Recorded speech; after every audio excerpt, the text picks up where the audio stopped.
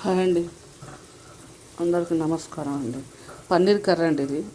పన్నీర్ ఇలా ఫ్రై చేసి చేస్తాను. పన్నీర్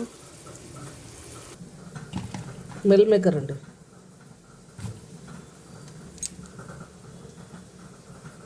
ఇదిగో టమాటా, పచ్చిమిరపకాయలు, టమాటా, ఈ కొత్తిమీరకు గ్రైండ్ చేస్తాను.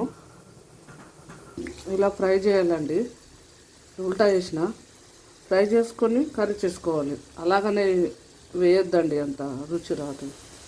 ఎవరు ఇష్టం వాడిది, కానీ నేను ఇలా చేస్తానండి. నా చాయిస్ ఇలా, నేను ఇలా చేస్తాను. కొంచెం ఉప్పు సుతం వేయాలండి, సాల్ట్, ఉప్పు అండి, ఉప్పు సాల్ట్. మిక్సీలో ఉప్పు వేస్తున్నాండి, ఎందుకంటే పచ్చిమిరపకాయలు ఉన్నాయి కదా, చేదొస్తుంది. కొంచెం దొడ్డు ఉప్పు వేస్తున్నానండి. ఇది వేడి నీళ్ళు వేసి కడిగానండి. ఇలా పిండేసుకోవాలి, వాటర్ పిండేయాలి అన్నట్టు. వాటర్ ఇలా పిండేసుకోవాలి. ఇలా వాటర్ వస్తుంది, వాటర్ పిండేయాలి. ఒక ఉల్లిగడ్డ అండి, 2 టమాటాలు.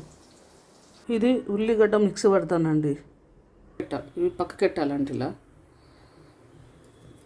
మళ్ళీ దీంట్లో కాస్తంత ఆయిల్ వేసుకోవాలి.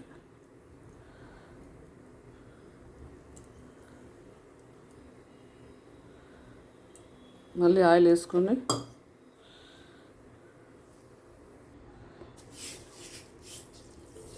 మీరు ఆవాలండి, జీరా అండి కాస్తంత, 2 మిర్చీలు, ఇది ఉల్లిగడ్డ గ్రైండర్, కాస్త ఇంగువ అండి, ఇంగువ, అల్లం వెల్లుల్లి అండి,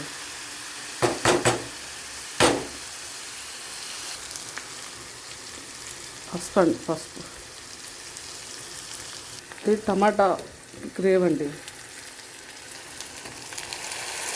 ఇంట్లో తీసుకుని కరివేపాకు అండి కొంచెం.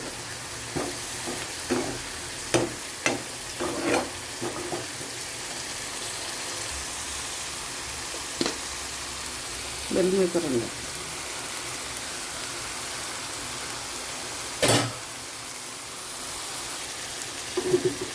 ఇదిగోండి విషయం వేసేస్తుంది. మిల్ మేకర్, జీరా పౌడర్ అండి కొంచెం, ఇది ఒక కారం, ధనియా పౌడర్, గరం మసాలా.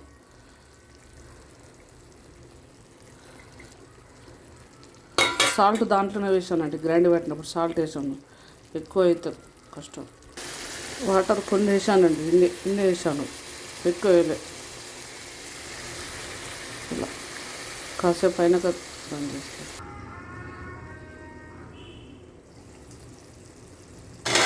అయిందండి. ఇది పూరికి, చపాతీకి, అన్నం, రైస్కు తినొచ్చు. ఎవరి చాయిస్ వాళ్ళది. నేను ఇలా చేస్తానండి.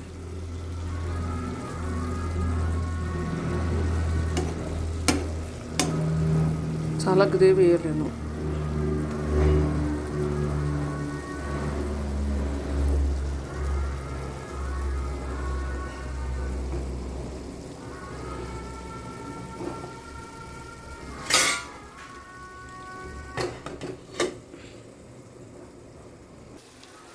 అవి వేసిన తర్వాత 15 నిమిషాలు ఉడికిస్తే సరిపోతుందండి.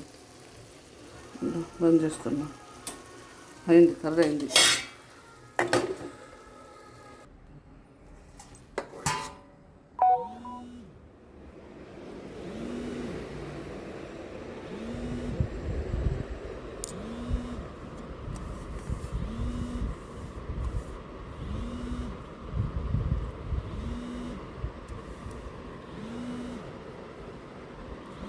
ఇంకా రైస్లో ఇలా వేసుకున్నానండి.